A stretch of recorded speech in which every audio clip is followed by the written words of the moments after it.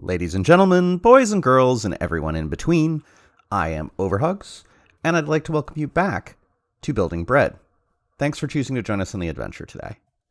Today, we are heading to the end. It is about time that we get a decent experience farm. And one of the best ways to do that is by making what is called an Ender Ender. And an Ender Ender just basically makes use of some of the spawn mechanics that you can find at very low Y values of the end, which is why we're going there today and avoiding angry piglins. No, be scared. Keep being scared. Thank you, zombie piglin. So here we are in our end portal. And you'll remember that we crafted this in a previous episode when we first found our stronghold and then shortly before we defeated the Ender Dragon. So let's go over a couple of things about how the end works. Every time that you teleport into the end, you teleport to this obsidian platform, and this will automatically renew. This is one of the ways that you can have renewable obsidian, because we could sit here and mine this, and it would vanish. And if we went through the portal and then came back, this block will regenerate. So a common thing to do is to just mine out the first row and then have a redstone contraption that keeps pushing things through the end portal and refreshing it. But that's another episode. So let's go through and do some stuff with the end here. As you see, there are Endermen everywhere. And if you remember our previous video when we built our general mob farm, when we went over spawning mechanics, Minecraft spawns everything from the bottom of the world to the top of the world. So you have the fastest potential mob spawns the lower you are in the world. And if you look at the end is basically islands with the void. If we go down too far here, we would start to take damage and eventually die. But since there is no bottom and there is no bedrock, we can very easily take everything all the way down to a Y level of 1 and build a farm there, which is exactly what we're going to do. Basically, in an Ender Ender, what you want to do is get as low as possible, build a platform where the Enderman can spawn, and control the spawning conditions so it's the only place that they can possibly spawn. And the way that you do that is to go out more than 128 blocks here into the void. And by doing that, there's nothing. There's literally nowhere for anything to spawn. And whenever you go and do that, and this is kind of terrifying, being in the middle of nowhere, this is the only place that the Endermen themselves can spawn. Like, as you see, the island is loading back in, and this was the only thing that was there.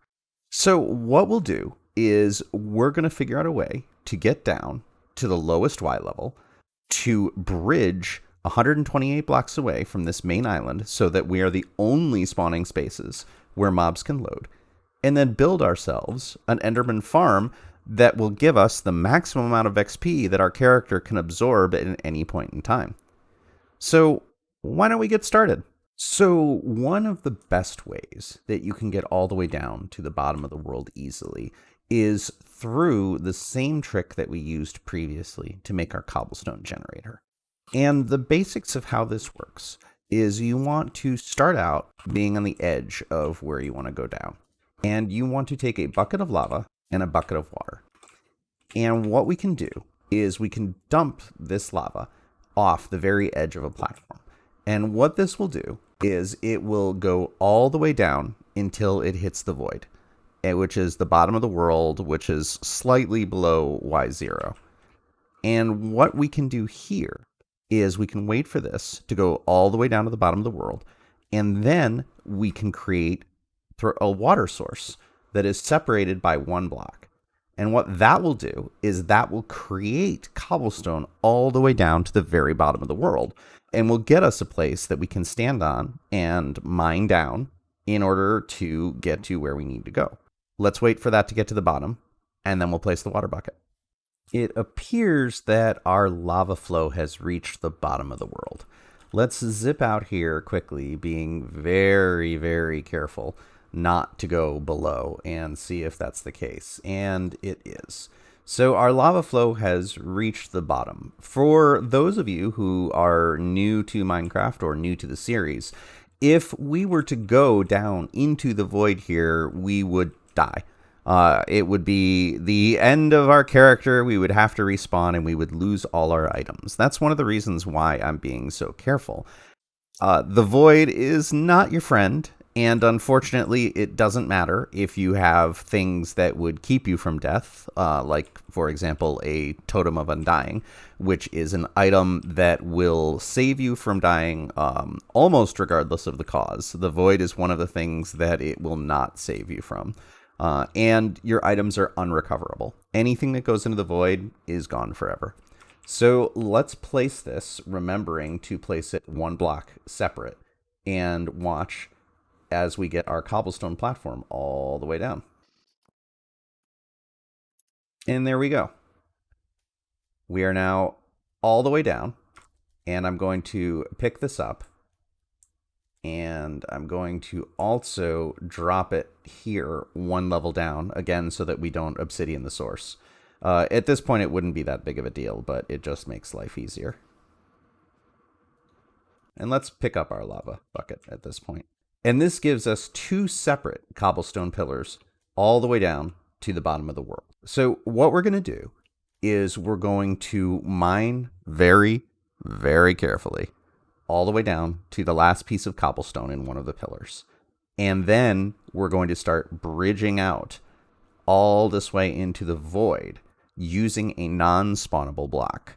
And in our case, we're going to use leaves.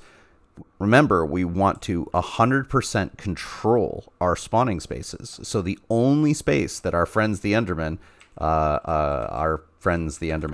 please don't come and give me a hug. I don't want a hug from you today. So the only place that our friends the Endermen can spawn is the sections that we want them to. And so let's get our leaves and start doing that. So we've gone and gathered up our leaves, and while doing that, we needed to enchant a new tool, which is why eagle-eyed viewers will notice our experience has changed pretty dramatically. And so what we're going to do while we're here is find our leaf box, which is right here. We're going to take out 2 stacks of leaves. And we're putting all our gear in the chest here because the odds of us having an oops and slipping into the void are not trivial. So just to be careful and paranoid, we're going to get rid of everything. So you can see we have our shield and our pick. The other thing that we want to do is we want to make sure we have the ability to get back up once we get all the way to the bottom. So we're going to take out some wood from our wood box, as well as a crafting table. And we're going to build some ladders. So let's make some planks. Let's make some sticks. Let's make some ladders. So that should be more than enough. We're at Y45 now, and so we can only go down 45 slots. We have way more than that we need in ladders. So let's put everything we need, everything we do not need back. And all we have to do is be certain that we're on the right one, and we start mining down. So this is not one of my favorite things to do in Minecraft, even though we're definitely at the point of where we're reasonably certain that we'll be fine. It's still a little nerve-wracking to mine directly down into the void, and we really won't lose very much. So I don't feel that bad about it, but it's still not my favorite thing. And if we could ladder down. Well, we'll have to test that another time. That might be a way that we could just do this and avoid everything we're doing right now, as well as the stress, is by just creating ladders all the way down. But this also seems like it might be a little dicey.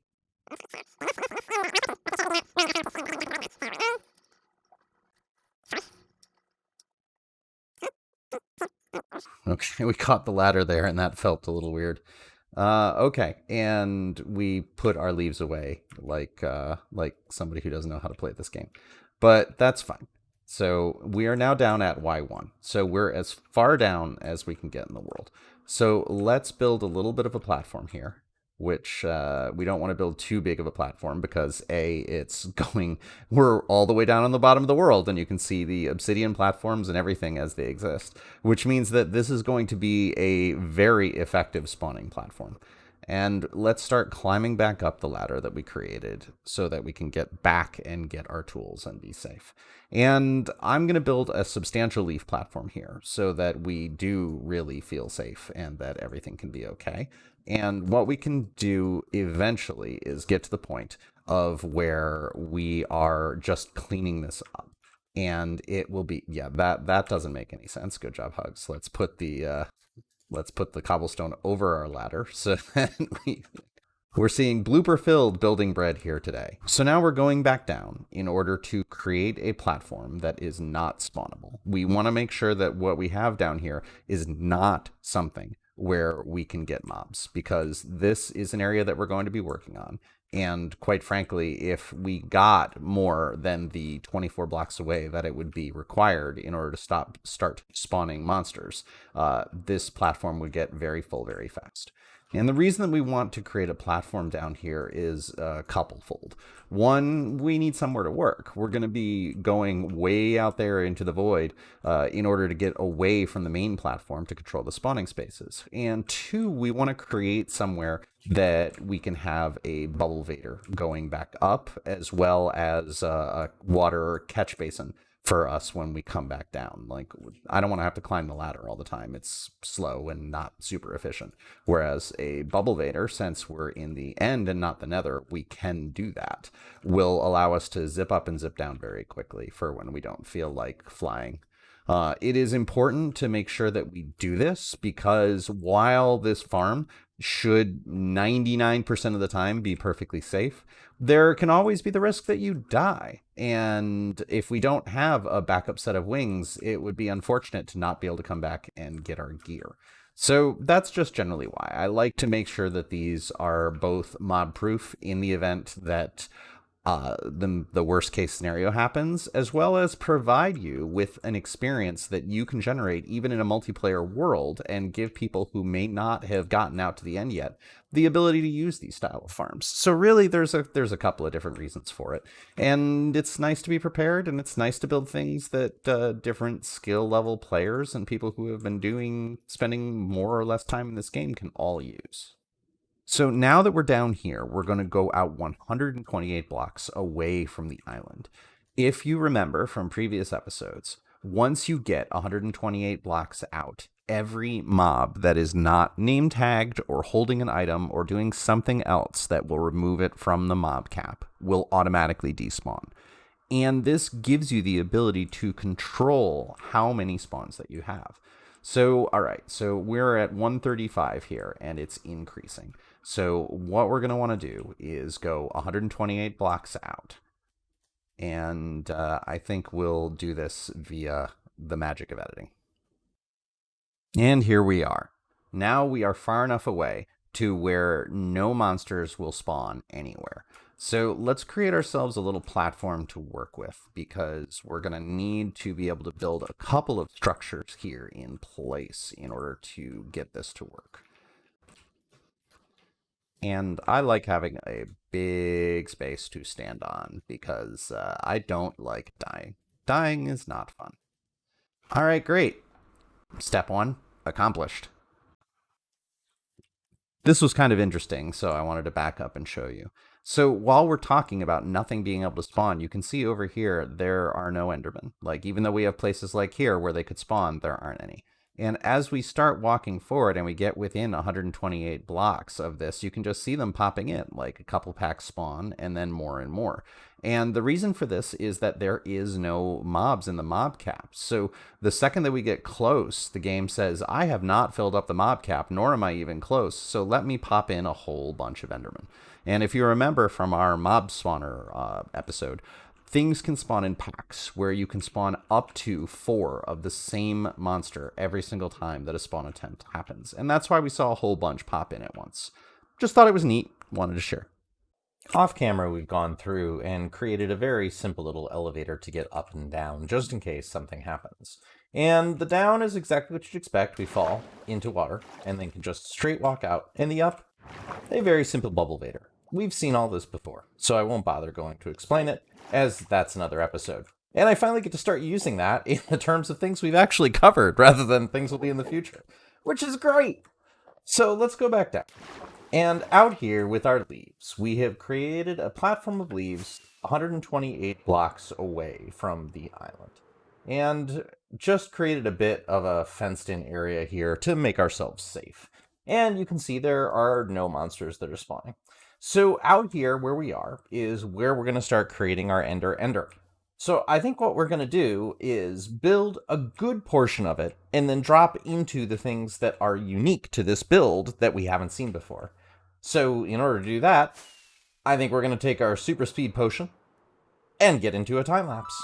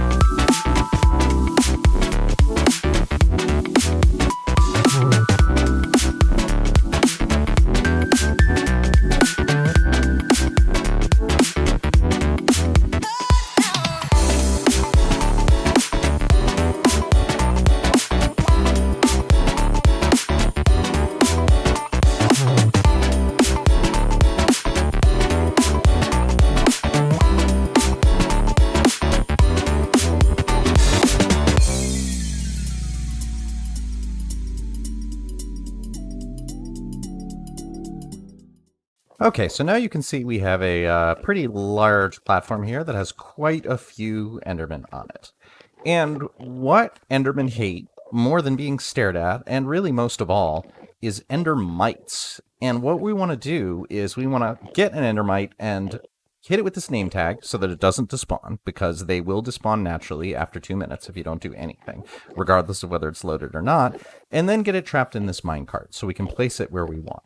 The goal here is to make the Endermen so angry that there is an Endermite that they will rush to their death, doing anything they can to get at it, and thus get in a whole area down here where we can just whack them with our sword at leisure and collect experience. So how do we summon an Endermite? So an Endermite is an artifact of using Ender Pearls. If you throw them long enough, you will get an Endermite. And we have gotten our tag ready and decided to name it G'day And so let's try and get one. This might take a couple of attempts. There we go. That's exactly what we wanted. Okay, G'day tagged. Come on, come get me. And there we go. And you can see the Endermen are not happy.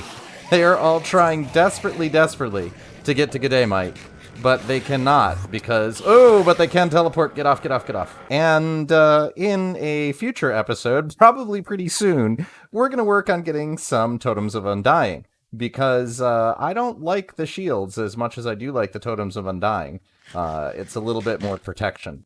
But let's get to the point of where we can get up here. We placed a piece of iron fence down here before that I'm hoping is right under here, which it's not. Alright, right there. So we just need to do this and relocate a bit of our rails.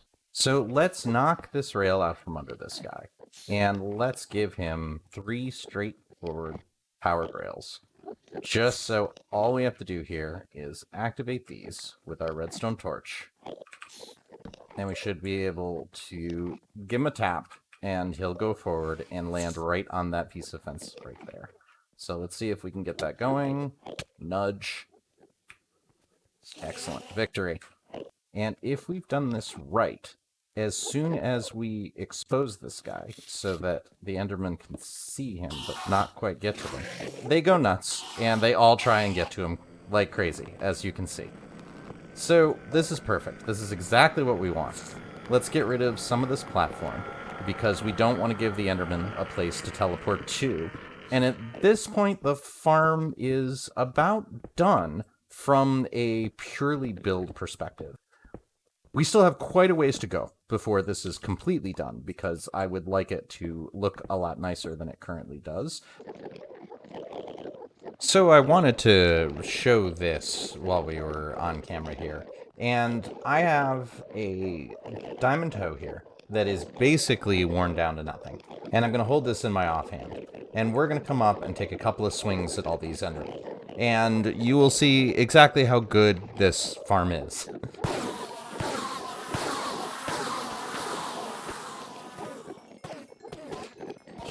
It'll just take a minute for them to repopulate the area and respawn. But if you look and keep your eye on the hoe there in the bottom left, and see how fast exactly it is refreshing. And this basically is the maximum speed that you can get experience. Because if you notice, we have a lot of experience orbs that are just bouncing around. Like, we could definitely make this a little bit more efficient, but I don't think there's any need to. Because I'm just sitting here, just swinging my sword, and if you look in the amount of time we've talked, it's basically 100% mended. So we went from 143 to maximum. And if I step back here for a minute, you can see we have all this experience that just continues to pile up.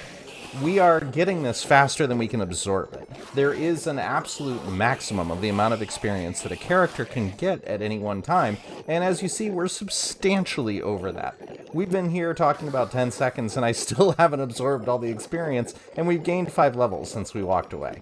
So that gives you an idea of about how good this farm is. It's pretty awesome. So let's go through here and do a bit of a tour. So the reason that this is set up the way that it is I have fences here because I don't want to fall off. And this is set up so that it is 2.5 blocks high, and Endermen are 3 blocks high. So that means they can't get in here under any circumstances. So we could remove these carpets, we could replace it with spawnable blocks, and it wouldn't matter. Endermen wouldn't be able to get in here. So we come in here, and this is all carpet, largely just because I like it and I like the way it looks. And again, this entire roof is 2.5 blocks high. We've used slabs on the bottom part. As you see, we have to cut them out to actually even be able to put the chains in here. And this is placed this way so that we can duck under, and we can get in this area, and the Endermen can't get us. Since they can't see us, they can't target us, and we're far enough away where they can never hit us. This is perfectly safe. We also have a storage system here that has dispensers for the ender pearls, and there's a sorting system up at the top. Ender pearls go into these chests and these droppers, and everything else goes in here. So if we were to drop something and turn it on, we would be able to get anything that's not an ender pearl in these 2 chests. So for example, if we were here and something bad happened and we died and the hoppers picked up our stuff, we'd still be fine. It wouldn't shoot out into the void. We have this here where we can turn these on and off, and basically what it is transport items to the storage, and we turn this on, and you see the ender pearls that are starting to flow through, and then we can have toss everything into the void. So what that will do is that will eject the ender pearls as fast as it possibly can, and still keep everything else. So this just allows us, if we want to run this to be able to clear out the system, or if we want to turn it off in order to make the lag a little more friendly and not crush the world. We've also set up an enchanting table here because you have seen the amount of experience that we can get. So it's pretty easy to get 30 levels pretty fast. And up here, through this little water column, we can come up to the roof so that we can fly to and fro.